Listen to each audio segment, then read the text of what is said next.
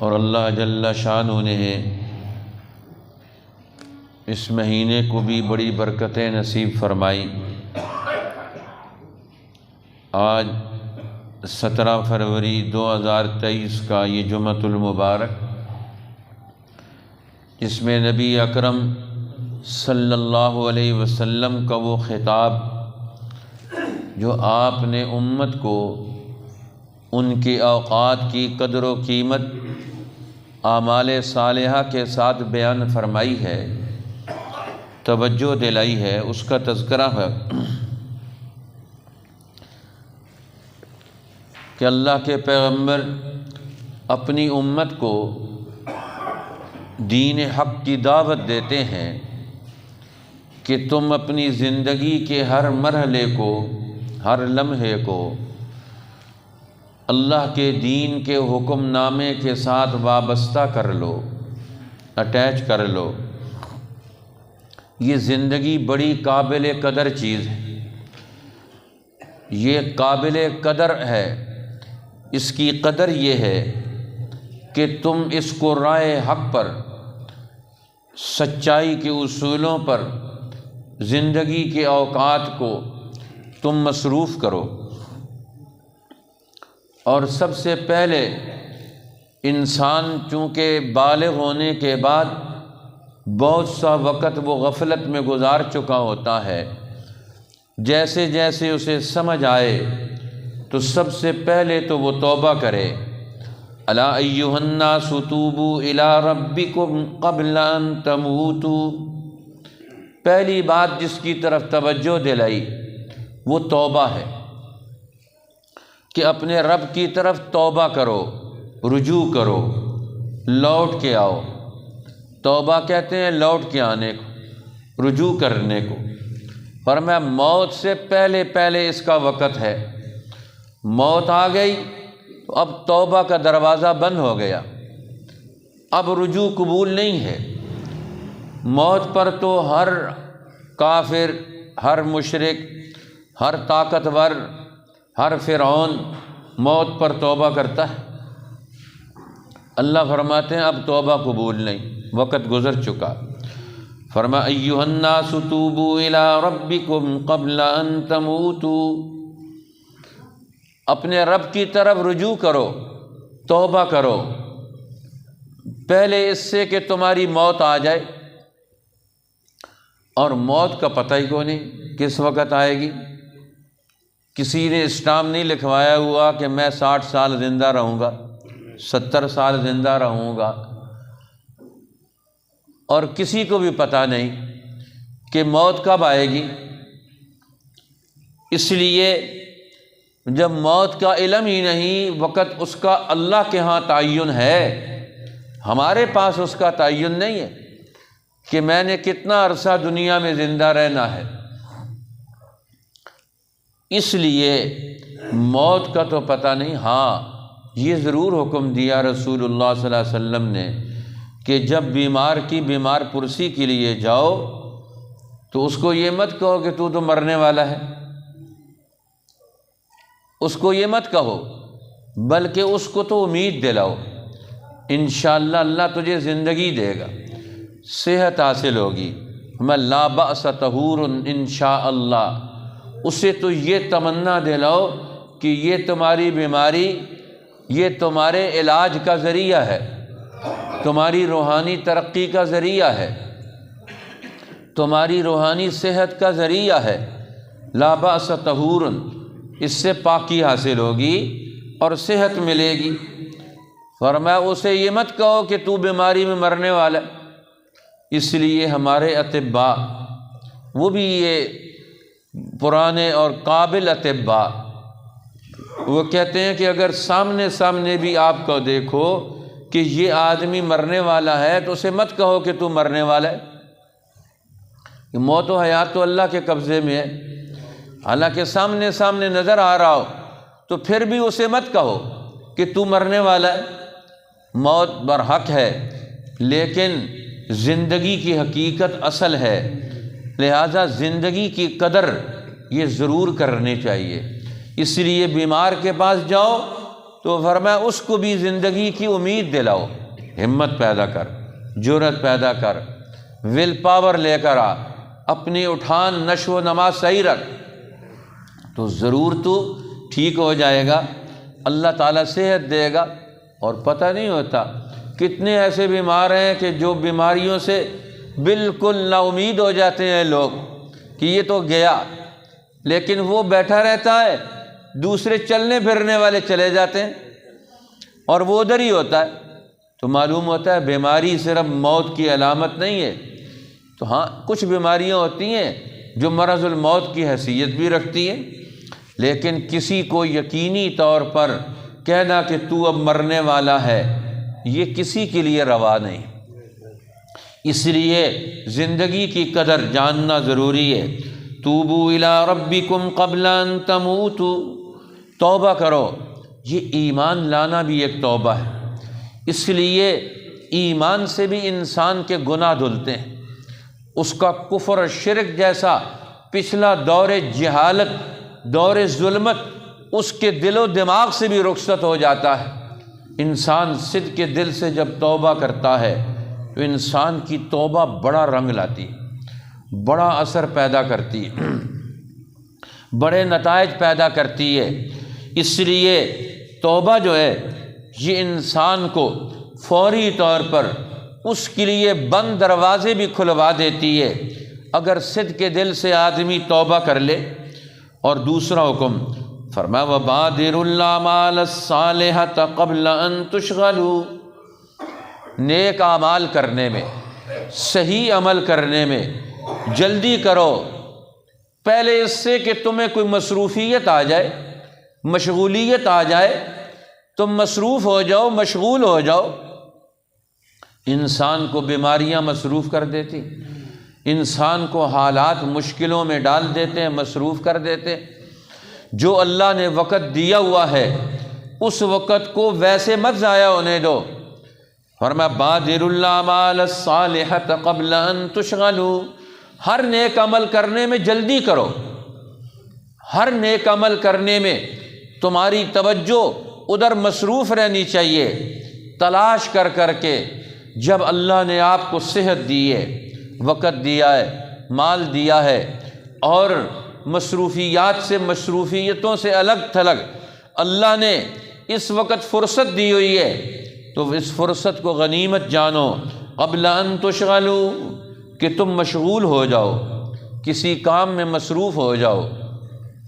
آج کل تو اور کوئی مشغولیتیں ہیں ہی نہیں ہیں، جس کو دیکھو اس کے پاس تو آج کل سوشل میڈیا کی مصروفیت، ہر آدمی اپنے کام کاج چھوڑ چھاڑ کے اب وہ اسی کو اس نے مصروفیت بنایا ہوا، وہ سمجھتا ہے میں یہیں سے ساری نیکیاں کماؤں گا، میسج فارورڈ کر کر کے۔ اب وہ اصل کام کوئی بھی نہیں کرنا، اور اس قسم کے مصنوعی کام، نقلی کام، ان کو اختیار کر کے اپنی زندگی کا قیمتی سامان، قیمتی حصہ وہ اس کو اب برباد کر رہا ہے۔ اس لیے اس سے منع کر دیا، فرمایا بادروا بالاعمال الصالحۃ قبل ان تشغلوا، نیک عمل کرنے میں جلدی کرو۔ اب انسان بوڑھا ہوگا تو اس وقت کہے گا نفل پڑھوں گا، وہ تو اٹھ بھی نہیں سکتا، بیٹھ بھی نہیں سکتا، اب یہ درد ہے، تکلیفیں، تو اس وقت وہ کیسے وہ کام کرے گا؟ اب جوانی میں قرآن کی تلاوت کرنی نہیں، بڑھاپے میں آنکھیں جواب دے گئیں، اب وہ نظر آتا کچھ نہیں، تو اب کیا کرے گا؟ تو اب جوانی میں کیا کچھ نہیں، بڑھاپے میں عذروں نے انسان کو گھیر لیا۔ اس لیے فرمایا جب اللہ نے جتنا حصہ تمہیں زندگی کا دیا ہوا ہے، اس کو مشغول ہونے سے پہلے پہلے ہر نیک عمل میں اپنا حصہ پیدا کر لو، اپنے اعمال صالحہ کی پونجی، جمع پونجی اپنے لیے پیدا کر لو، یہ تمہارے پاس وقت ہے۔ اور تیسری چیز فرمایا اپنے تعلقات درست کرو، وَصِلُوا الَّذِي بَيْنَكُمْ وَبَيْنَ رَبِّكُمْ بِكَثْرَةِ ذِكْرِكُمْ لَهُ وَكَثْرَةِ الصَّدَقَةِ فِي السِّرِّ وَالْعَلَانِيَةِ، 3 کام جن کی طرف رسول اللہ توجہ دلا رہے ہیں۔ فرمایا اپنے اور رب کے درمیان اپنا تعلق جوڑ کے رکھو، اپنا صلہ اور علاقہ رشتہ پیدا کر کے رکھو اپنے اور اپنے رب کے درمیان۔ اب رب سے ہمارا رشتہ، رابطہ، تعلق کیسے پیدا ہوگا؟ فرمایا اس کا راستہ خود بتا دیا، بکثرت ذکرکم لہ، اللہ کا نام کثرت سے لو، اٹھتے بیٹھتے چلتے پھرتے تم اللہ کا نام لو، کثرت سے ذکر کرو۔ اس لیے ذاکرین کی جماعت یہ بھی اللہ کو بڑی پسند ہے۔ اللہ کے نبی وہ بھی ذکر کرنے والے، صحابہ کرام وہ بھی ذکر کرنے والے۔ ہمارے یہاں لوگ ذکر کرتے ہیں لیکن ذکر کو دین کے اصولوں سے ہٹا کر اپنی مرضی، اپنی سہولت کے لیے شامل کر لیتے۔ بہرحال ان ذکر جو ہے یہ ایک ایسی عبادت ہے جس سے انسان کو اللہ کے حضور حاضری مل جاتی ہے، اللہ کے ساتھ اس کی ملاقات ہو جاتی ہے، اللہ کے ساتھ اس کا رابطہ ہو جاتا ہے۔ فرمایا یہ ذکر کر کے اپنے اور اپنے رب کے درمیان اپنے رابطے کو بحال رکھو۔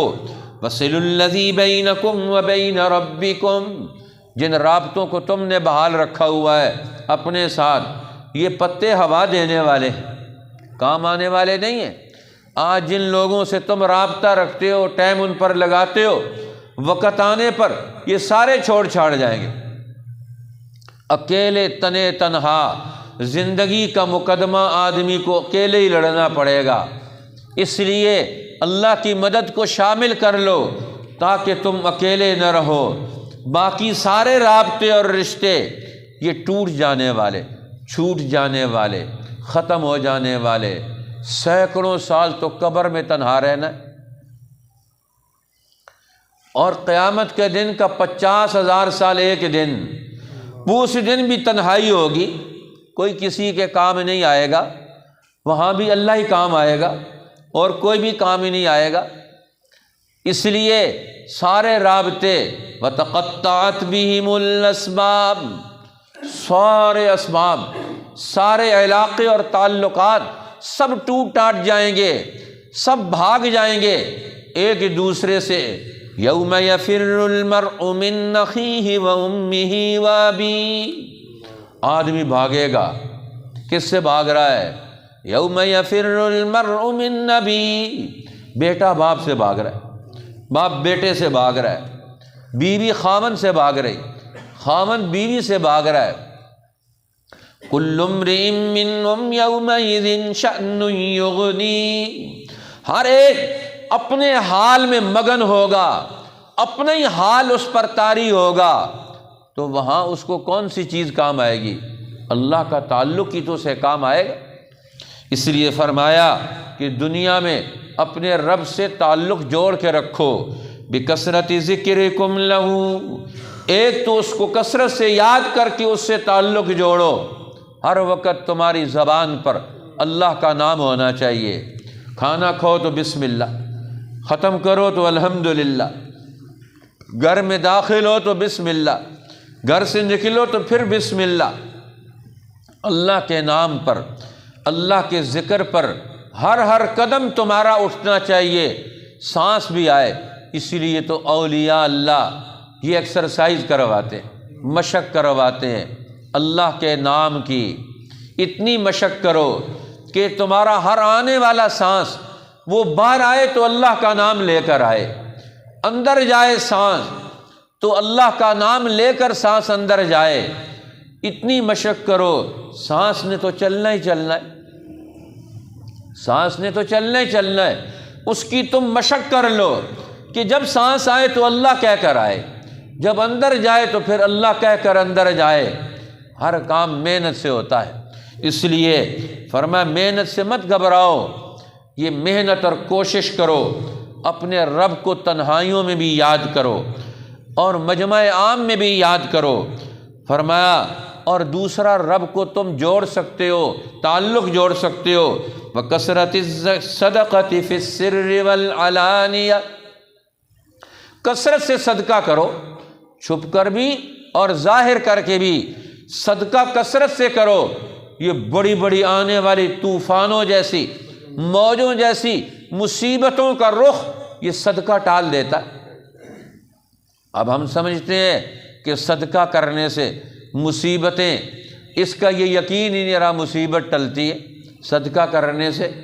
اس لیے حدیث پاک میں آتا ہے جب کوئی آدمی صدقہ کرتا ہے، ادھر سے اس کا صدقہ یا آسمانوں کی طرف جا رہا ہے، اوپر سے ایک بلا اور مصیبت جو اس کی بدعملیوں کے نتیجے میں اللہ کا فیصلہ بن کر آ رہی ہوتی ہے، اب وہ نیچے درمیان میں دونوں کی ملاقات ہو جاتی ہے، یا تلجان، وہ آپس میں دونوں کا جھگڑا شروع ہو جاتا ہے، صدقے کا اور مصیبت کا، یہاں تک کہ صدقہ اس مصیبت پر بھاری ہو جاتا ہے، طاقتور ہو جاتا ہے، اور یہ اس کو واپس آسمانوں میں پہنچا دیتا ہے، نیچے زمین میں آنے ہی نہیں دیتا۔ آج صدقہ کرنا اپنے مال سے، آج تو ہر آدمی دوسروں کے مال کھانے کے چکر میں، جس کو دیکھو وہ دوسرے کا مال کھانے کے چکر میں، دوسرے کا مال ہضم کرنے کے چکر میں، وہ ہر آدمی اسی لیے پھر رہا ہے کہ میں کسی طرح دوسرے کا مال ہڑپ کر جاؤں۔ صدقے والا تو ذہن ہی ختم ہو گیا، مال کو اللہ کے نام پر خرچ کرنے کا مزاج ہی ٹوٹ گیا، اب تو الٹا دوسروں کا مال ہڑپ کرنے کا ہر وقت ذہن ہے، کس طرح دھوکہ دے کر مال ہڑپ کر لے، کس طرح دھوکہ دے کر مال کما لے، کس طرح حرام طریقے سے مال کما لے، صدقے کی کثرت کا ذہن ہی ختم ہو گیا۔ تو اللہ کے پیغمبر فرماتے ہیں کثرت سے صدقہ کر کے اپنے اور رب کے درمیان تعلق کو بحال کرو، چھپ کر بھی صدقہ کرو، علل اعلان بھی صدقہ کرو، تاکہ اللہ جل شانہ پہچان لے اس بندے مومن کے دل میں میری محبت ہے، مال کی محبت نہیں ہے، چیزوں کی محبت نہیں ہے، یہ میرا بندہ بن کر دنیا میں جی رہا ہے، یہ مال کا بندہ بن کر نہیں جی رہا۔ مال کو تو چھوڑ کے جانا ہوگا، مال تو وہ ہوگا جو نیک عمل بن کر زندگی کا حصہ بن جائے۔ فرمایا 3 کام تم کر لو، 4 کام، توبہ کر لو موت سے پہلے پہلے، اور مشغولیت سے پہلے پہلے نیک عمل کر لو۔ وَصِلُوا الَّذِي بَيْنَكُمْ وَبَيْنَ رَبِّكُمْ بِكَثْرَةِ ذِكْرِكُمْ لَهُ، اور رب کے تعلق کو کثرت سے ذکر کر کے بحال کر لو۔ اور فرمایا صدقہ کرو، چھپ کر بھی علل اعلان بھی، 3 کام ملے ہوئے ہیں آپس میں۔ فرمایا اللہ کی طرف سے 3 انعام بھی تمہیں حاصل ہوں گے، ترزقوا وتؤجروا وتنصروا، تمہیں رزق دیا جائے گا، رزق کے دروازے کھلیں گے تمہارے لیے۔ توبہ کرنے سے رزق کے دروازے کھلتے۔ آج مسلمان کو گناہوں سے دروازے رزق کے کھولنا چاہتا ہے، توبہ سے نہیں کھولنا چاہتا۔ حضرت نوح علیہ السلام نے اپنی قوم کو یہ بتایا، یا قوم استغفروا ربکم، اے قوم اپنے رب کی طرف توبہ کرو، استغفار کرو۔ انی کلما دعوتهم لتغفر لهم جعلوا اصابعهم في آذانهم واستغشوا ثيابهم وأسروا واستكبروا استكبارا ثم إني دعوتهم جهارا ثم إني أعلنت لهم وأسررت لهم إسرارا۔ اب میں انہوں نے دعوت دی، کس چیز کی دعوت ہے؟ دعوت ہے فَقُلْتُ اسْتَغْفِرُوا رَبَّكُمْ، آؤ اپنے رب سے بخشش مانگو، اپنے گناہوں پر توبہ کی قلم پھیرو، یہ گناہ کیا تھا، یہ مال ہڑپ کیا تھا، یہ غلط قدم اٹھایا تھا، ایک ایک گناہ کو یاد کر کے استغفار کرو۔ فَقُلْتُ اسْتَغْفِرُوا رَبَّكُمْ إِنَّهُ كَانَ غَفَّارًا، وہ بخشنے والا مہربان ہے، بخش کر کیا کرے گا؟ يُرْسِلِ السَّمَاءَ عَلَيْكُمْ مِدْرَارًا، وہ آسمان کے دہانے رحمتوں اور برکتوں کے تم پر کھول دے گا۔ وَيُمْدِدْكُمْ بِأَمْوَالٍ وَبَنِينَ، تمہارے مال میں اور تمہاری اولاد میں بھی برکتیں ڈال دے گا۔ وَيَجْعَلْ لَكُمْ جَنَّاتٍ وَيَجْعَلْ لَكُمْ أَنْهَارًا، اور تمہارے لیے چشمے چلا دے گا، نہریں بہا دے گا، باغات تمہارے پیدا کر دے گا۔ توبہ تو کرو۔ آج پوری قوم اور حکمران اور لیڈر توبہ بھول گئے، سارے لوگ ہر ایک روزانہ آ کر نیا غلط کام کر، روزانہ نیا جھوٹ بولتے، روزانہ نیا غلط کام کرتے ہیں۔ توبہ اور استغفار کے ہم سے یہ غلطیاں ہوئی، قوم کے حق میں، وطن دھرتی کے حق میں، انسانیت کے حق میں کوئی آدمی توبہ کرنے کے لیے تیار ہی نہیں، تو عذاب نہیں آئیں گے تو کیا آئیں گے؟ اللہ تعالیٰ تو جھنجھوڑے گا کہ موت سے پہلے پہلے توبہ کی توفیق مل جائے ان کو۔ یہ دنیا میں مصیبتیں اسی لیے آتے ہیں، وَلَنُذِيقَنَّهُم مِّنَ الْعَذَابِ الْأَدْنَىٰ دُونَ الْعَذَابِ الْأَكْبَرِ لَعَلَّهُمْ يَرْجِعُونَ۔ اللہ کہتے ہیں تھوڑے تھوڑے عذاب چکھاتا ہوں، بڑے عذاب سے پہلے، شاید کہ یہ لوٹ آئیں، غلطی تسلیم کر لیں۔ ہم الٹا کہتے ہیں اللہ میاں نعوذ باللہ، اللہ میاں بھول گیا، وہ ہماری اوپر ہی مصیبتیں بھیج رہا ہے۔ پھر توبہ کرو گے تو مصیبت ٹلے گی، مال میں برکت آئے گی۔ تو رسول اللہ نے فرمایا یہ 3 اعمال ہیں، تو تینوں اعمال توبہ کرو گے موت سے پہلے ترزقو، تمہیں رزق دیا جائے گا، تمہاری رزق کی تنگیاں دور کی جائیں گی۔ فرمایا نیک عمل کرو گے، عمل کرو گے تو اجر پاؤ گے، وَتُؤْجَرُوا، تمہیں اجر دیا جائے گا۔ عمل کیا نہیں تو اجر مانگتے ہیں، مزدوری مانگتے ہیں، بدلہ مانگتے ہیں، کس سے مانگتے ہیں؟ کام تو کیا کچھ نہیں، مفت میں مفت خوری کی عادت ہوگی سب لوگوں کو، مفت خور ہے، بغیر محنت کے، بغیر مشقت کے، بغیر عمل کیے ہوئے کہتے ہیں یا اللہ تو ہمیں اجر دے دے۔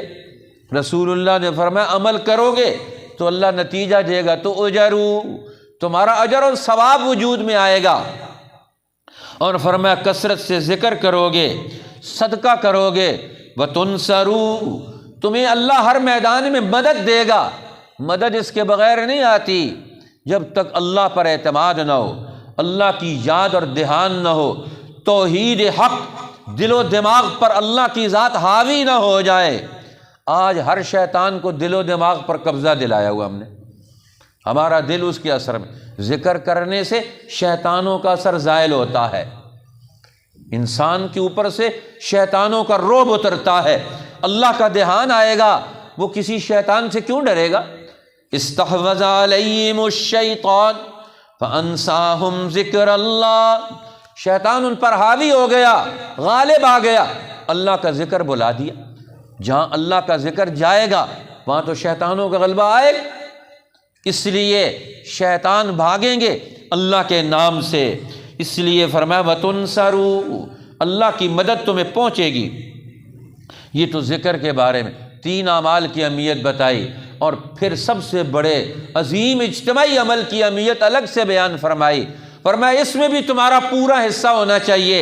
وَاعْلَمُوا أَنَّ اللَّهَ عَزَّ وَجَلَّ قَدِ افْتَرَضَ عَلَيْكُمُ الْجُمُعَةَ فِي مَقَامِي هَذَا فِي عَامِي هَذَا فِي شَهْرِي هَذَا، اللہ نے تمہارے اوپر جمعہ ضروری قرار دے دی، واجب قرار دے دیا، اس سال میں، اس مہینے میں، اس مقام میں، مدینہ طیبہ میں جہاں پہنچے۔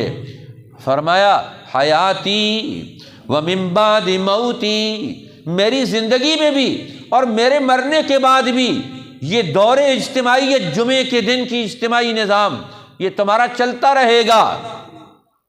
لہٰذا اب اگر کوئی آدمی جمعہ چھوڑ دیتا ہے، فمن ترکها وله امام، جس نے جمعہ چھوڑ دیا اور جمعے کا امام موجود ہے، قوم کا امام موجود ہے، قوم کی اجتماعیت کا عمل موجود ہے، فرمایا جس نے جمعہ چھوڑ دیا اور جمعے کو اپنی زندگی سے نکال دیا، فرمایا فلا جمع اللہ شملہ، اللہ اس کا کوئی کام جمع نہ ہونے دے، ہر کام بے نتیجہ رہے۔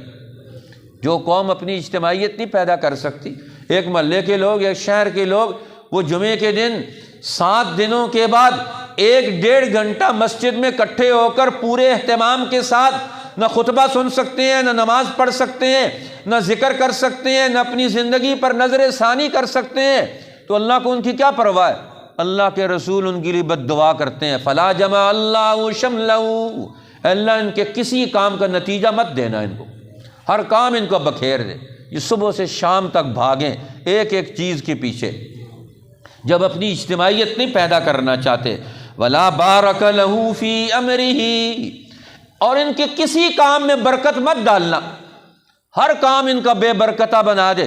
انہوں نے جمعے کو محروم کر دیا، ان کے پاس جمعے کا اہتمام ہی نہیں۔ جمعے کی برکات کے حصول کا جب اللہ انتظار کر رہا ہے جمعے کے دن کہ میرے بندے میرے دربار میں آئیں، اور بندے دوسروں کے دربار میں گھوم پھر رہے ہیں، ان کے پاس 1.5 گھنٹہ نکالنے کا ہی نہیں ہے۔ تو رسول اللہ بد دعا دے رہے ہیں ان کے لیے، وَلَا بَارَكَ لَهُ فِي أَمْرِهِ، اللہ اس کے کسی کام میں برکت مت ڈالنا۔ اور پھر فرمایا اس کا کوئی نفلی عمل، کسی قسم کا کوئی نفلی عمل اللہ اس کا بالکل قبول نہ کرنا۔ اور ان کی تفصیل بھی بیان کر دی، فرمایا الا ولا حج له، اس کا کوئی حج بھی قبول نہیں، ولا صوم له، اس کا کوئی روزہ بھی قبول نہیں، الا ولا صدقۃ له، اس کا کوئی صدقہ بھی قبول نہیں، الا ولا بر له، اللہ اس کی کوئی نیکی قبول مت کرنا۔ جو صف میں کھڑے ہونے کے لیے تیار نہیں، جو دین کے اجتماعی تقاضوں کے لیے اپنا ذہن اور عمل استوار کرنے کے لیے تیار ہی نہیں۔ اب جمعہ صرف حاضری لگوانے کا کام تھوڑا ہی، یہ تو پوری زندگی کی ترتیب جمعے کے دن بتلائی جاتی ہے۔ جمعے کا خطیب وہ دین کا پورا تعارف رکھے گا، اور آنے والے پورا دین کا پورا ہفتے کا عملی نظام دونوں ہفتوں کا سیکھ کر جائیں گے، ہمیں 2 ہفتوں میں کیا کرنا ہے، پچھلے ہفتے میں کیا کیا ہے، اگلے ہفتے میں کیا کرنا ہے، ہمارے پاس کیا پروگرام ہے زندگی کا۔ یہ جمعہ کا دن یہ پورا پروگرام اللہ کے منبر سے دیا جاتا ہے، اللہ کے رسول کی طرف سے دیا جاتا ہے۔ فرمایا ومن تاب تاب اللہ علیہ، جس نے یہ پیغمبر کا وعظ سن کر توبہ کر لی تو اللہ تو تیار بیٹھے ہوئے تمہاری توبہ قبول کرنے کے لیے، تم ہی تیار نہیں ہو۔ اور پھر اور مسئلے بھی بیان فرمایا امامت کے، ولا ولا یؤم عربی مہاجرا، کوئی دیہاتی جاہل آدمی کسی مہاجر کی جس نے دین کے لیے قربانیاں دی، اللہ کا قرآن سیکھا، وہ اس کے آگے امامت کے لیے مت کھڑا ہو۔ امامت کے لیے علم کی ضرورت، معرفت کی ضرورت ہے۔ کوئی نااہل آدمی اس کو مصلی پر نہیں کھڑا ہونا چاہیے۔ کوئی اعرابی کسی مہاجر کی امامت مت کروائے۔ ولا یؤم فاجر مؤمنا، اور کوئی مجرم گناہگار قانون الہی کا باغی ایمان والوں کی امامت مت کروائے۔ امامت وہ کروائے جس کے اندر ایمان ہو، جس کے اندر اعمال ہو، جس کے اندر قانون الہی کی اطاعت کا جذبہ ہو، جس کے اندر توبہ اور انابت ہو، وہ امام بنے۔ الا ان یقرہ سلطان، ہاں اگر کوئی بادشاہ کسی کو ظالم بادشاہ مقرر کر دیتا ہے اور قتل ہونے کا خوف ہو تو پھر وہ امامت کروا لے تو اور بات ہے، اس کو تلوار اور کوڑوں کی سزا کا ڈر ہو، وگرنہ شریعت کا اس امامت کا حق وہ یہ ہے کہ جو حقدار ہیں، صاحب علم ہیں، صاحب عمل و تقوی ہیں، انہی کو قوموں کی امامت کرانی چاہیے تاکہ انسانی زندگی درست ڈائریکشن پر صحیح اصول پر آ جائے۔ اللہ جل شانہ ہمیں رسول اللہ کے اس خطبے کی روشنی میں اپنی زندگی کو استوار کرنے کی توفیق عطا فرمائے۔